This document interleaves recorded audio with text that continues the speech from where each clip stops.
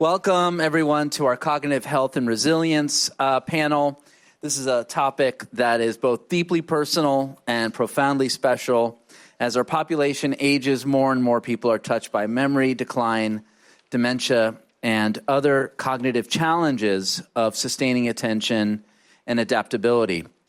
So along these challenges, we also seek remarkable examples of resilience.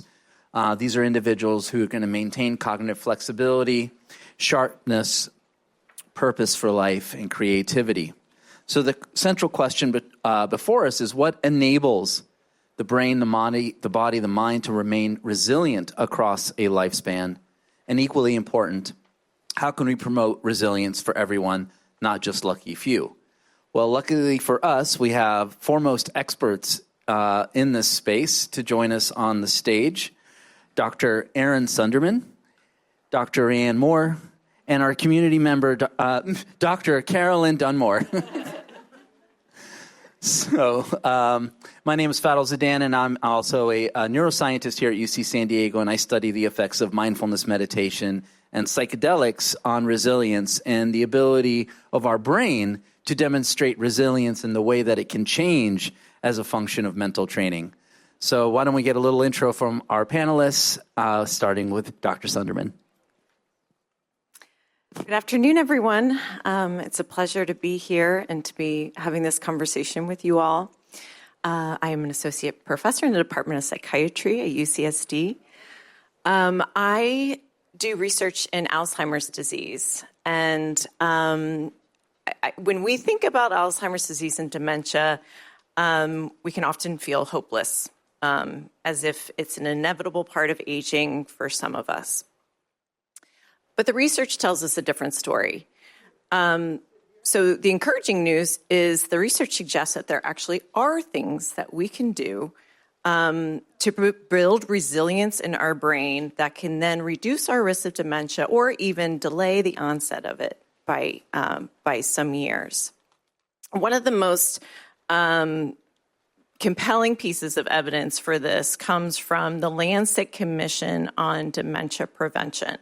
So their analysis of over 1 million people over decades of research found that 45% of dementia cases can potentially be prevented by addressing lifestyle factors or modifiable health factors.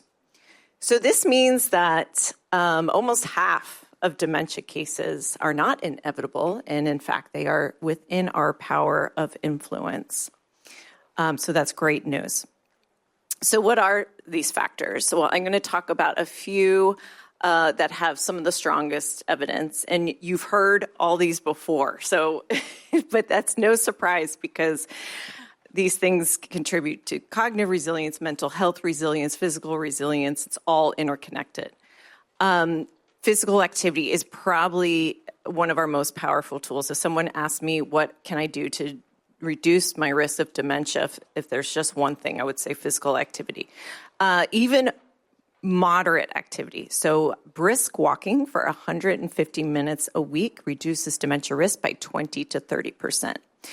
And the benefits of physical activity are really multifold. So there's the heart-brain connection. So physical activity, it promotes blood flow to the brain, which gives the brain energy, and it helps to promote new brain connections. It also reduces risk of hypertension and diabetes, which are very strong risk factors for dementia. And it helps to relieve anxiety, depression, and inflammation. All these help to support brain health. And then there's social engagement, which we've definitely heard about. So social isolation in studies is actually associated with smaller brain region sizes. And we're talking about centers responsible for memory and thinking. So social engagement is really, really a critical piece. So doing things like this, volunteering, joining community groups are not just enjoyable, they're protective. Age-related hearing loss is one of the strongest risk factors for dementia. We are not sure why, it could be that it contributes to social isolation. It could also be that there's reduced stimulation to the auditory cortex, which is actually housed right near our memory center of our brain. We're not sure. But regardless of why, the good news is that it's one of the most modifiable risk factors with hearing aids. Lifelong learning and mental stimulation, we've heard a lot about that. People with higher levels of education have lower levels of dementia, but it's never too late. Doing things even in late life, learning new skills, new hobbies, reading, all those things can help protect your brain. Now, what if we combined all these protective factors together? Could we create a really effective dementia risk prevention strategy? The U.S. Pointer trial, it was a nationwide study, was designed to address just this question. This was a clinical trial where older adults at higher risk for dementia were randomly assigned to either a structured and monitored lifestyle intervention program that addressed exercise, diet, cognitive training, just overall health monitoring, or a self-guided intervention that also addressed all these domains, but it was self-guided. And this went on for 2 years. Well, their highly anticipated results were just released last July. The good news is that in both groups, cognitive function improved.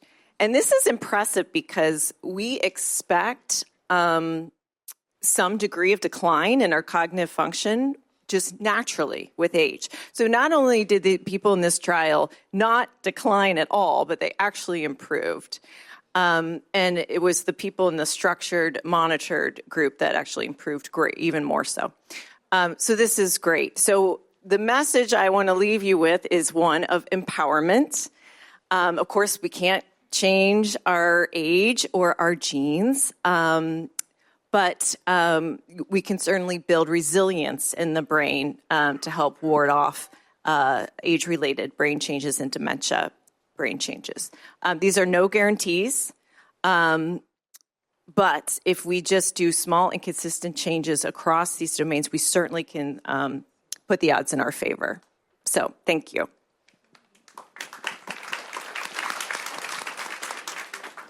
Dr. Moore? Yeah, thank you for that, Erin. That was really great. Hello, good afternoon. I'm Marianne Moore. I'm a professor of psychiatry at UCSD. I'm a clinical neuropsychologist by training, and my research studies cognitive aging and trying to identify risk for cognitive decline early on in a diverse range of populations. So people at risk for Alzheimer's disease, also people with serious mental illness, and more recently I've also been working with cancer survivors. And Erin and I were kind of chatting about what we were going to talk about today, and I decided to give you a top 10 list of some things you can actually do to help compensate for some brain changes that affect all of us as we age. And I also thought about memorizing them, but one of the tips is to write it down. So I have my notes right here. So if you have paper and a pen, get that out. And I'm going to go over 10 things that we teach when we do cognitive rehabilitation strategies to folks that are just things you probably already know, but good reminders and can really help us make these little changes in addition to the things Erin was talking about, physical activity, social interaction, intellectually stimulating activities. These are also tips you can do in your daily life to help with cognitive resilience and reserve. So the first one is focused on processing speed. Processing speed is, how we're able to integrate the information around us. And it does slow in normal aging. It's the one cognitive domain we just definitively see slowing throughout the lifespan. So it just takes us longer to process information as we get older. But we're wiser, so slower and wiser is the name of the game. So the first tip I already mentioned, get information in writing, take notes, write things down. Number 2, allow yourself extra time to complete tasks. If you're working for a deadline, you may need to begin sooner than you did when you were younger.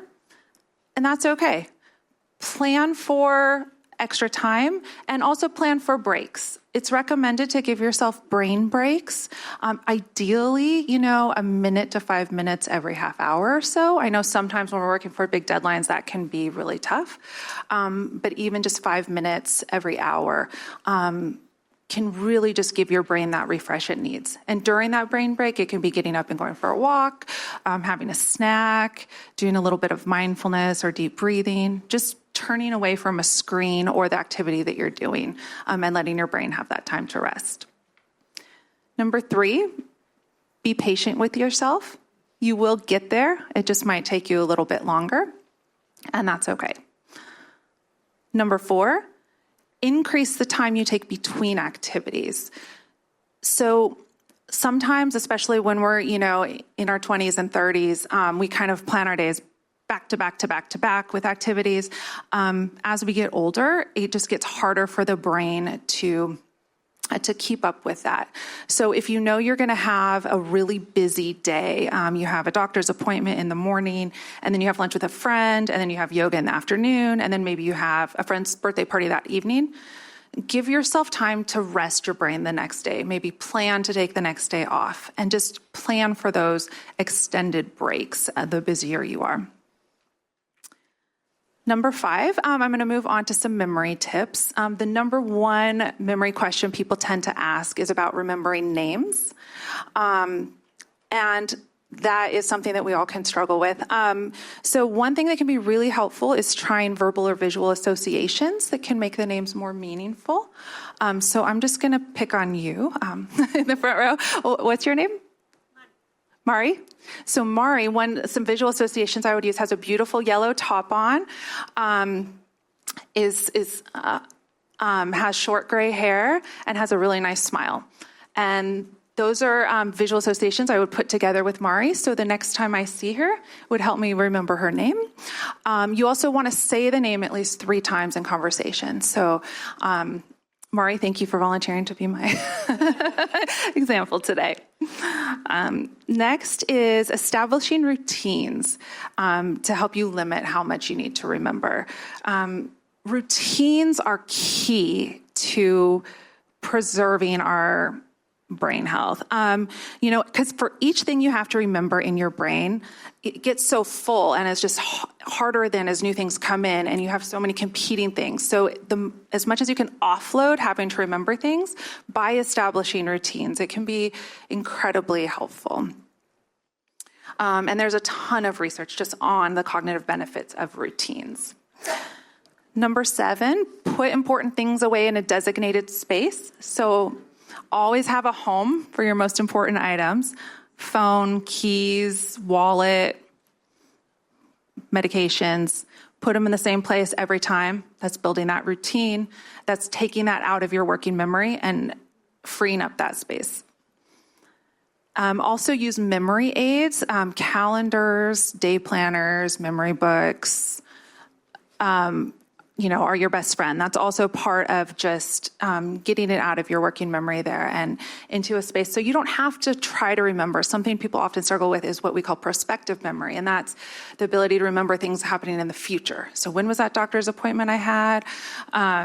My husband's the worst. Like, first thing in the morning every day, he's like, okay, so what's on the schedule today? And when was that thing we had tomorrow? And what's the thing on the weekend? And I'm like, it's on the calendar. Just go look on the calendar. That's what it's for. Number 9, and this one has to do with our ability to have selective attention or, help with filtering out extraneous information, which can be more challenging sometimes as we age, and especially if we're dealing with things like hearing loss. So minimize external distractions as much as you can. If you're having a conversation with someone and you find you're just getting really distracted by everything that's going on around you, ask to move to a quieter place. If you're having a phone call and, the dog's barking and, your kids are in the background making noise or whatever it may be, move to a different space. Maximize your environment to optimize your cognitive performance. And the last tip I have is ask for help. So it's always okay to ask for help. You don't have to remember to do everything on your own. And I'll stop there and pass it along to Caroline. Okay, my name is Carolyn Dunmore, and I've been a participant with the Tau study and on Alzheimer's. And it was interesting because coming from a background of being in the foster care system and growing up in the foster care system, and I was blessed to have 2 homes. I'm going to try to do this very quickly. Okay. And so in my second home, was always the pressure of, you got to remember this, you got to remember that. They'd send me to the store to get stuff, and I'd come out and say, I forgot. So I've noticed in school, I was having difficulties with spelling words. So that means I've got to put in more effort to study harder, because I notice I'm not recalling what I'm studying. Okay. We had the test, and one of the young ladies, bless her heart, and she was giving me the words and everything, and I went, and I couldn't repeat all of them. I couldn't repeat them. And bless her little heart, and I could just see her out the side of my eyes. She was so uncomfortable. But this was her first time being in the situation of testing. So she was shadowing. And I felt so bad for her because I knew where I was. I knew where I was, and I knew where I had come from to be where I am today. So there are times when I will play off not remembering anything. What? Who? I don't know. Refresh my memory, okay? Oh, yes, I do remember. But the things that I do to help me to achieve to where I am today is that I have to write it down. I have to have a routine. And I have to be honest with myself. If I'm not honest with nobody else, I'm going to be honest with myself. And I love me more than anything. You can tell me that, but I love me more than anything. Okay, so therefore, I'm going to help whomever needs to be helped. What they have all brought out to you all today is very important. I watched my foster mom with dementia. So I understood what was going to be. So therefore, I did all the research I could do to help me to maintain me and anybody else that I need, that I come in contact with. Resilience, I give that all to God because He is my source. I've learned how to forgive people that have done some ugly things. That is what has been keeping me young, is to release that stress. When I find that stress, you're stressing me in my life, I cut you out. I cut you out. I drop you like a hot potato. Okay? I love peace and will hurt you about some peace. But I do. I do believe that all this has been a help. This is my first time being here. I hope it won't be my last. I'm looking forward to helping those that understand that even though we have our shortcomings, we may not always remember. Be patient with yourself. Be patient with yourself. More than anything, give yourself some grace and love yourself. And I don't know, is there anything else you want me to say? Oh, yeah, there is, but be careful what you ask for. Thank you so much to our panelists. It was really insightful.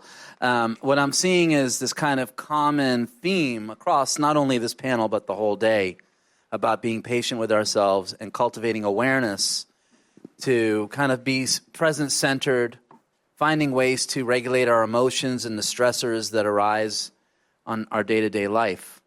And what we've seen in our laboratory is that we can actually train the mind in many different ways to offset some of the age-related deficits that may just naturally occur. And what we're seeing is that you don't necessarily have to be a Buddhist monk or an expert, that in fact, if you just parcel out 5 to 10 minutes a day to sit on your breathing, focus on your breath, to give yourself a break, that can actually enhance cognitive resilience, which is increasing the ability for your memory to work, for your attentional speed to go faster, and your ability to process things in real time, which we believe has this kind of domino effect on our overall physical and psychological health that's mediated, that's facilitated through improvements in your cognition. So I want to see, are there other tools that your research has shown us, whether it's technology, whether it's appreciating differences in sex differences, on how cognitive processes are manifested that can help inform us in appreciating what cognitive resilience looks like? Great question. So I study sex differences, the influence of sex in Alzheimer's disease. Why do women represent 2/3 of Alzheimer's cases? I'm dedicated to trying to figure out why. One line of my research is very focused on sex differences in cognitive abilities throughout the lifespan and how that contributes to detection of Alzheimer's disease later in life. Women tend to have an advantage in verbal memory. So memory for words, stories, things like that. Men have their advantages too. They tend to do better with visuospatial function. This is, of course, averages. There's certainly a lot of women out there who excel in visuospatial. It's not me. But these are all just averages. So one thing that my work focuses on is how does that verbal, because verbal memory is one of the domains that is the first to decline in Alzheimer's disease, and one of the domains with the most prominent declines, most of our tests that to detect early stage Alzheimer's disease are verbal memory tests. So how does the female advantage in verbal memory affect our ability to detect Alzheimer's disease in women? Because a lot of these tests don't adjust. They might adjust for your age or your years of education, but unfortunately, some of them don't adjust for sex. So a lot of my research is suggesting that women may be more advanced in their brain changes when they actually when they show enough cognitive symptoms to be diagnosed with early stage Alzheimer's disease. So that is just one example of how cognitive abilities throughout your life can influence, later life detection methods and your risk.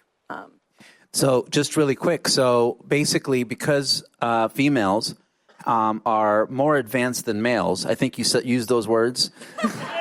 She definitely used those words, yes. That it might be harder to diagnose early onset dementia in females versus males because of the big difference. So are there any strategies or things that females could look out for to better diagnose, better help kind of grab these symptoms as they arise from your work? I would say be attuned to yourself. Be perceptive. We know when we decline more so than anyone else. And, be an advocate for yourself. When you go to the doctor and, you explain what you're feeling, what you're noticing, be an advocate for yourself. Even if, a cognitive test says, oh, no, you're still in the normal range, explain what you're experiencing. And don't just take that as this is the end, no more. Really advocate for yourself and what you are experiencing, I would say. That's beautiful. Thank you so much. Dr. Moore, any technologies out there, any kind of interventions that you've found to be uniquely efficacious? So a lot of the work we do is what we call digital phenotyping, which is using technology we have in our everyday life, so our smartphones, wrist wearables like our Apple Watches and Fitbits, to see if it can help us better understand our brain health. And in one of our ongoing studies, we're doing what we call passive digital phenotyping, which means we don't have to the participant doesn't have to do anything. They just have to install some apps on their phone, and they have to wear a Fitbit we give them, and then we just track their behaviors. We track where they go throughout the day, how many steps they take, how they sleep, their screen time uses, and seeing if this type of data can help us identify early risk for Alzheimer's disease. And some of the newer research or newer analyses we've been doing, we've finally finished enrollment in the study and started to look at the data and seen that based on GPS data from the smartphone, that the further people travel throughout the day is related to less risk for Alzheimer's disease. People who are staying home more and have just a smaller footprint in their daily life have higher risk. And it makes sense. And it's nice when the data backs up what we're finding. So in other research, what we've found is that it's a cumulative effect of engagement in physical activity, engagement in social interactions, and engagements of cognitively stimulating activities every day that really puts you at highest lack of risk for cognitive decline, puts you in the best position. So all of these things in and of themselves are great, but if you cumulatively are doing a little bit of all of these things every day, it's really been found to be the most beneficial. Wow, that's really fascinating, which makes me look at my commute to La Jolla much differently. And maybe I should move to Imperial Beach, I guess, or that's really remarkable. I never heard that before. Thank you for that insight. So, Carolyn, I really appreciate your take on prayer and your community, your church community, on how that has kind of manifested in your eyes as a form of resilience. But I was wondering if you could share with us other habits, exercises, social activities that you participate in that you have felt have impacted or enhanced your cognitive resilience. I exercise 2 days a week. I take the stairs every day. I keep myself active. If you move, you're not going to lose it. But if you don't move, you're going to lose it all. Seriously. No, seriously. I started out doing crossword puzzles to keep my mind stimulated, reading the dictionary as a little girl because I'm fascinated with words. These are the kind of things that I kind of work towards, but my own personal relationship with God is a totally different thing. Yes, I'm active in my church. I go to church every Sunday. I'm part of I'm the head for the hospitality committee. Where I live, I came in and they immediately put me to work as the Tenants Association's secretary. Now I am the president of the Tenant Association. Nobody wanted the job, so they elected me. So I keep busy. Yeah, it sounds like it. And I'm seeing this common theme also about this principle of you use it or you lose it. And I think, from the work that we've done, we scan people's brains, especially older adults that have chronic pain. And we see that their brains are they're different. I mean, they're different. If, you have chronic pain and if you have chronic pain, you likely have other, what we call comorbidities like depression, anxiety, and perhaps a sedentary lifestyle because you can't move so much. But what we also find is that just 4 days of mental training, mindfulness-based mental training, can change stabilized pathways in the brain that are predictive of feeling less pain. And it's unique in the way that mindfulness works is that it's not necessarily taking the pain away, but rather it's just changing the relationship that you have with your pain. Yes. Where you can kind of disentangle the idea that this is my pain or that my identity makes up this pain. My identity makes up this kind of what my physician called a chronic disease and whatnot. And so I think what we're seeing are some of these skills that we're talking about are skills that we can harness throughout an entire lifetime, but they seem to be uniquely efficacious in older age. And some of the work that we're seeing across a lot of laboratories at UCSD and in the world is that you don't need years of training to reap the benefits, that even one session can make you feel better. And so it accumulates because there's this idea that the state of feeling better with more training will eventually develop into a trait. It becomes your temperament. And that's really a reflection of the malleability of the human condition and how much change, which is inevitable in our lives, can be facilitated with intention. So cognitive resilience clearly has biological, psychological, and social dimensions. But if you all had to highlight one key factor, whether it's hormones or technology or meditation or anything else that you believe holds promise for promoting resilience and healthy aging, what would it be and why? And if you feel the liberty to speak from a personal standpoint, by all means, or you can cite your own research as well. Exercise. The research consistently shows, as Dr. Sonderman was mentioning, exercise is the number one thing to promote brain health. And that's, I know that it might seem counterintuitive, but that helps with my maintaining my weight and my musculature, but it's just blood flow to the brain. And it's just nourishing your synapses and giving them the nutrients it needs to build new synapses. But I'd also just like to highlight learning new skills. Super important. Just trying new things. Anything to make the brain create new synapses. Don't just repeat and do the same thing you do all the time. Try to do something novel that kind of leads to new brain connections. I think that is very important. I guess I would also say, because we haven't talked about mental health yet, but depression and anxiety are not a part of normal aging and can significantly impact how our brain functions, especially our memory, our ability to pay attention, our ability to process information. The good news is depression and anxiety and other mental health symptoms are treatable. So if you are experiencing those symptoms, don't brush them off as part of normal aging, but seek help for that, because if you get this mental health symptoms improved, then you'll notice a positive improvement on your brain health as well. Well said. Do you want to add anything, Carolyn? Not really. Okay. I love it. Awareness.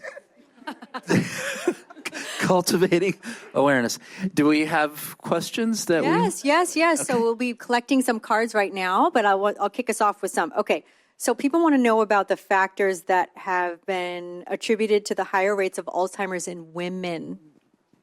Can one of you speak to that? Yes. There's a few. So one thing that people always ask me is it because women tend to live longer? So the longer lifespan means they're at an older age for longer, and guess what? Older age is the strongest risk factor for Alzheimer's disease. So is it that? Well, we have done studies that statistically adjust for this phenomenon, and we find it contributes somewhat, but not all. So there's definitely other factors at play. And there's a lot of research into, so basically what that does, this sex difference, it gives us a clue, right? It gives us a clue that there are sex disparate factors at play in the disease. And if we study these factors, it's kind of like a window into the disease etiology for all. So those sex disparate factors that we've been looking at are definitely sex hormones, and the fact that females experience menopause. That is a unique experience to females. Men have this nice gradual decline of testosterone that's pretty much symptom-free. It is so not fair.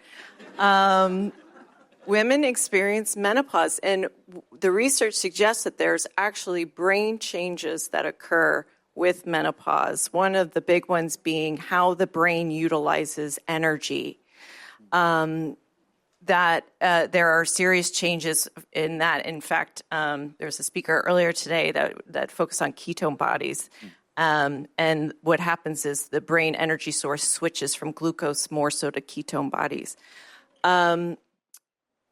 What else? There is also a lot of research on sex chromosomes. So women have two X, this is biology refresher, two X chromosomes in women. Men have X and a Y chromosome. So because there's the same genes on both X chromosomes, what females experience is random X chromosome inactivation. So one of your X chromosome is inactivated randomly, and that is to stop overexpression of these genes because we don't need 2 times of that.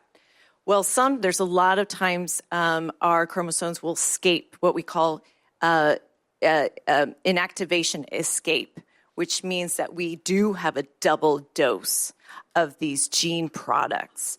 And there's some research coming out that some of these gene products are associated with things like inflammation and might be contributing to an Alzheimer's disease risk. So those 2 examples of some research that's going on trying to understand why women have a higher risk. Great, thank you. Here's a great question. How does cognitive resilience correlate with traumatic and adverse life events? This isn't my area of expertise per se, but I would imagine that a traumatic event would be associated with weaker cognitive resilience.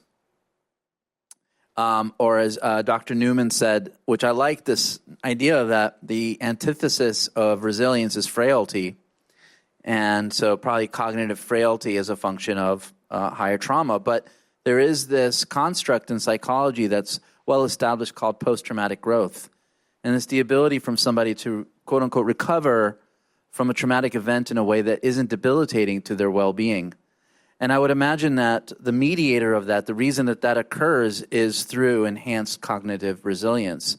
So perhaps using different tools like cognitive strategies, physical exercise, diet that's anti-inflammatory, a positive social network, staying active, doing novel things, this kind of potpourri of things that are available to us can kind of help offset that relationship between weakened cognitive resilience and trauma. The panelists agree with everything I just said. Yes. There was a lot of nodding speechless. There. Okay. So fantastic. That means you answered it well. Okay, how about what is the data or the research on brain training programs? Effective, not effective, certain programs better than others? It's mixed. There's a couple different kinds of brain training programs. There's brain training programs that are restorative brain training programs. Those are things like luminosity is one, the Achille. I don't remember the rest of the name of Achille, but, and it's training you on one specific cognitive mechanism. So like processing speed, for example, because you're going to be doing one task over and over and over and over and over and over and over again to kind of retrain those neurons to improve at that task. The evidence shows it's really good at improving your ability to do that task, but it's weaker when it shows when you look at translation of those improvements to functioning in your everyday life. There's another type of cognitive training called compensatory cognitive training, which is based on kind of some of the tips I gave you earlier, where you find assistance and aids and ways to help you not have to rely on your brain for everything, like writing it down, using calendars, things like that. And the evidence is pretty strong for compensatory cognitive training.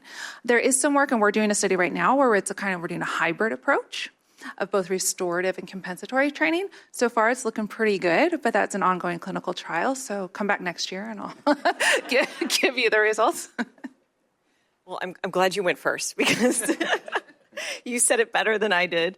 I was going to comment on brain games like Lumosity. be cautious of their claims. Lumosity actually was hit with a $2 million lawsuit from the FDA as to false claims for reducing your risk of dementia. So they don't hurt, certainly, but as Dr. Moore said, they improve your ability to do that particular task, and they can be fun. So there's that. But just be cautious when you hear claims. And I would say video games are more fun, right? Or the Wordle. Okay, great. So is there research either on alcohol and drug use and cognitive resilience, or either past alcohol and drug use, so like in your 20s and 30s, or current alcohol and drug use on cognitive resilience? What does the research say on this? I hope alcohol use in your 20s doesn't affect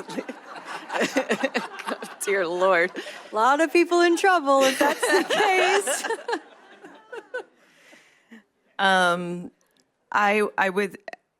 So, in older adults, this is inconsistent, but there is some evidence that moderate alcohol use can actually be beneficial for the brain.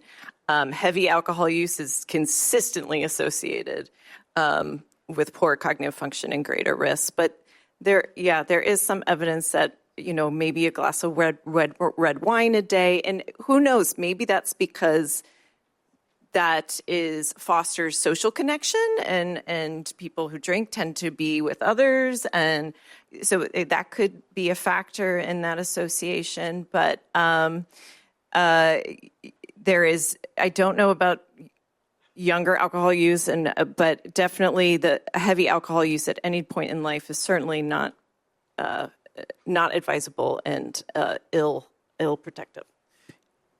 I was just going to say, I'm not familiar with the research on early use either, but research is, more and more it is coming out that any alcohol use is not good for you right now. Take that for what it is. Also, if you look at the populations in the world where there's the most successful agers and the people who live to be the oldest, it's places like, this island, I think it's this island in Greece, am I getting that correct? Where it has the most centenarians in the world. And these people drink alcohol every day and, eat a Mediterranean diet. So I think there's still a lot unknown about the effects of alcohol, but moderation, as Aaron said, is important. I think that's exactly what I was going to say. I think that might be culturally relative, because it seems that the more alcohol and carbohydrates Italians eat, the longer they live. I'm not sure how that works, but their diets aren't processed, but there's a bottle of wine at lunch, and lunch is 3 hours long. I have no idea how anyone gets work done, but perhaps that's the key there. Although drugs, that's a massive category, I would imagine. So if you're sharing needles and doing heroin a lot every day, or things like that, you're probably going to be very low on the cognitive resilience side. So just throwing that in the dark. I'm guessing. So, but it's a great question, and I think we're seeing, yes, that there are some detriments, but the jury's still out. And I think it's culturally relative, honestly. Why are you drinking, right? That's probably an important question. Well, thank you all so much for such a fantastic panel. So appreciate all your time. You guys were great.